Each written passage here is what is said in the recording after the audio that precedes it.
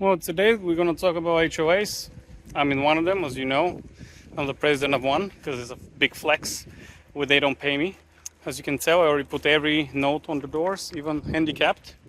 But here's the drill. A lot of people don't like HOAs for reasons that I understand. They don't allow them to do whatever they want, whatever people want to do. For example, you cannot do a major repair here. You cannot do pretty much anything. You cannot have like a big truck. You cannot have a trailer. You cannot have a tent. But look at this. So this is currently the parking lot we're dealing with. This is the properties I own. Look at the parking lot. It is 70 years old. It looks like a trash ghetto parking lot. Look at it. It's just horrendous. If there's no HOA to take care of the parking lot, what are you guys gonna do? How are you guys gonna basically fix that? You gotta wait for the city. Also, the uniformity of the look of the property and the value of the properties will stay or go higher compared to a property that basically there's no HOA and everyone does whatever they want. Also, the color scheme. We currently do not have a color scheme, but we will. Next week, we're going to have a meeting. We are actually going to get an actual color scheme that you are allowed and not allowed to have. Because let me show you that property that I sold on Acre Drive. And my neighbor next door had this. Yes, he did it out of spite, and there's nothing we can do to prevent that from happening here. And then who wants to live next to this tenant? Just look at it. He has the colors, it has all the gravel, the sand, all the materials he had in the backyard. Now he has in the front yard because you know what? He can do it, why not? So HOAs have their power to do stupid stuff, but also have their power to benefit the community. And if you get a stupid board and stupid president, they'll actually make like stupid rules and that are just unapplicable.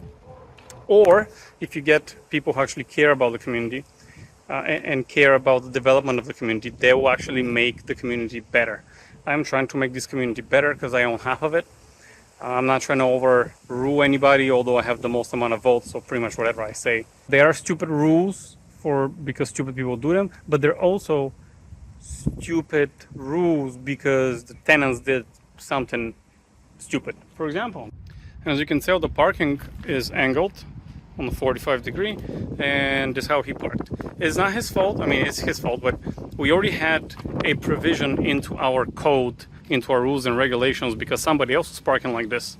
And I said, well, park normally. And then she said, well, where does it say I need to park normally? This is normal for me because it's in front of my property. Well, yeah, but this is a public property. All of us own this. It's not just because it's in front of your front door doesn't mean it's your property, because it's not. It's the HOA's property. So it's first come, first serve, and she goes, I can park whatever I want. There's no rule. So I had to go to the attorney and we made it a rule so I can find her next time. She stopped doing it, but I'm saying any weird law and rule that you see in HOA is because somebody did something that they shouldn't have done. For example, car washes. We had many people who just came, washed their car, and then this brand new parking lot, as you can see, it doesn't look like shit anymore. Now we got to deal with all the grime from the people. Look at this. You can tell where they wash their car. Or this hose that you see that I'm showing you right now. The person who's cutting the grass said that they are not going to bend over, pick up the hose, cut the grass under, put it back on, like we're just not cutting the grass there. Also, looks like ghetto. Also, we pay for the water. So if you just forget this thing unscrewed, who cares? The HOA pays for the water. The water to our tenants is free, okay? And that's why they do car wash. Also, by law, the water from the car wash cannot go into the city sewer. The car wash is literally less than a half a mile away. Just go do it there. Parties after 10 p.m. It is such a no-no. This is not, I'm gonna call police on the neighbor. I'm here, or somebody else of the owners is here. You're just not gonna do it, because the best thing, or the most important thing that you should be able to do in your house is relax. After a hard day of work, you need to sleep, you need to just relax. If you're in a property without HOA, yes, you can do whatever you want. But then you don't know what neighbors you got, barking dogs, now you're gonna go deal with the police. It's civil, we gotta bring it to court. And most of the biggest thing that I don't like is 17 cars and about, oh, cars that are not running, cannot operational, cannot be on premises. Oh, by the way, my hand is good. Okay, see, I can do everything now. But cars, we are about to tow 2 cars thus far that are not operational, just in the parking lot. That car does not belong here. If it's not operational, you need to scrap it.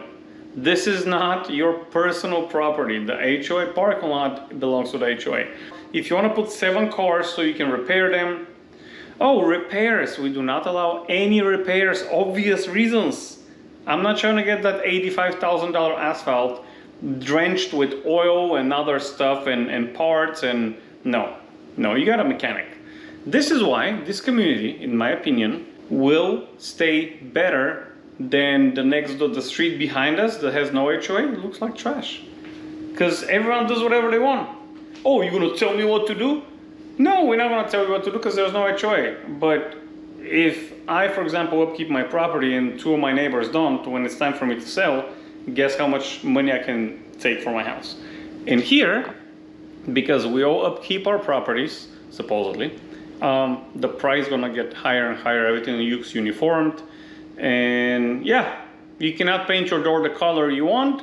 However, you're gonna live into a calm community. It's gonna be clean. No one's gonna do some trashy ghetto shit, like repairing their car on a Sunday afternoon and like cutting metal or cutting wood outside. You just repair work like that, just not gonna happen here. Oh, before I forget, outdoor cats and animals. We have actually right now, we have a person with 3 outdoor cats. You're not allowed to keep outdoor cats because you know what cats do? They multiply very rapidly under the raised foundation properties that we have. I'm in one right now. I'm just making a coffee in my Airbnb because I have no coffee machine in my house. So we just accepted another rule that we don't allow outdoor animals of any kind of sort because people will come up with the craziest shit, like chickens. You cannot just get chickens if you don't have a permit from the city. Actually, the problem with me is not the chickens, the fleas that they bring with them. And once you get fleas inside one house, everything goes into the next house, into the next house, into the next house. But what we did for this community, I don't know if you're gonna be able to see from the window, but re-asphalted the parking lot. Sorry, my window's dirty. There was right here, there was a very big pole like this one. We removed it. By we, I mean, I called, I don't know how many times to remove it. But there are pros and cons. It depends what you want. The people who just go around and bash the HOAs and I'm never gonna buy, don't buy an HOA. It's okay, we're gonna live without you. Don't buy an HOA. But you have no right to complain about anything that your neighbor does because you bought not in an HOA, which means you have to rely on police to basically remedy the situation. And most of the time they're gonna go and say, hey, it's civil. I'll give you an example, and I'm finished with that. We had tenants in the front that their stupid ass truck, because he thinks his truck is like the shit, he made the alarm so sensitive. So the alarm goes off in 1 o'clock, 2 o'clock, 3 o'clock in the morning. My tenants are like, hey, by the way, we have to move if that continues. I went to talk to the guy. The guy was like, it's my alarm, it's for my protection. Mind you, it's a cul-de-sac street. We never had like any problems here with the law, unless a tenant calls us anything. But anyways, it's his right. So I told the guy, we can call the police or you can just be a normal person. Like, you don't need to be a bitch-ass cunt to me. Anyways, long story short, I called the police. The guy argues with the police. If this is a normal situation, there's nothing you can do because the police said, this is civil, go to court. Good fucking luck. Here, however, I'm like, okay. I just fined the owner $25. That didn't remedy the situation. I fined him $50, and that remedied the situation. Now those tenants are gone. You cannot do that in a non-HOA. But like I said, if you don't want to buy an HOA, don't. We're gonna survive without you guys. Anyways, to finish this video, I'm just gonna mention the top 5, if you will, pros for buying into the HOA. Number 1, of course, stable property values, because Most HOAs at least should at least keep the curb appeal and keep the uniformity. The property values are stable and the community is stable. Second is sense of community. People that live there, they live there for a long time, especially in here. Majority of the people that I haven't kicked out yet live here for 6-7 years. They know each other. If it's a car that comes in, everybody knows like, who's that? You can't just random person cannot come here. Safety and security. Same reasons that I mentioned earlier. It's more safe because everybody knows who lives there. Random people don't really come in. Convenient amenities in some HOAs. In our HOA, we don't have any really amenities. But most communities have a pool, a gym, a business center, dog park, and many more, kids playground. I'm sure there's more than that.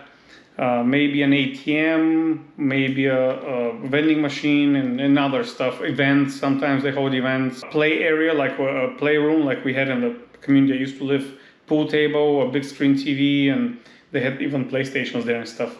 But we don't have anything in community that, I am in. But most of the communities do have that. Enforce community standards, like people are forced to be on a certain standard. And of course, conflict resolution, like I've mentioned all the stories before, the HOA will resolve the conflict. Now, what are some of the cons? You have to actually obey by rules, regulations, DCCR. You cannot do whatever you want to do. Like I know most of you want to do what I want to do. Okay, don't buy an HOA. And then you're going to skip on all those benefits that I mentioned earlier. That's okay. Okay, that's okay. Second is HOA fees. Obviously, if you rent in a place that there's HOA in place, the HOA fees are included into your rent, so you end up paying for them. And if you're an owner that lives there, you pay HOAs. And this is the price you have to pay for the benefits that you receive. And number three is maybe the biggest con is HOA mismanagement. If your HOA gets into the hands of people who are not good or fit for that job, it is pretty hard to take the power away from the board of directors or the company that you actually hired to manage them, because generally you need 33% presence for the member vote, and majority of the time 30% don't really show up on those meetings. I believe it was 30% now for the state of Florida. So those are the cons. Well, thank you very much for watching, guys. Please bitch in the comments of your horror story of an HOA. I would love to hear it and, laugh with you about it.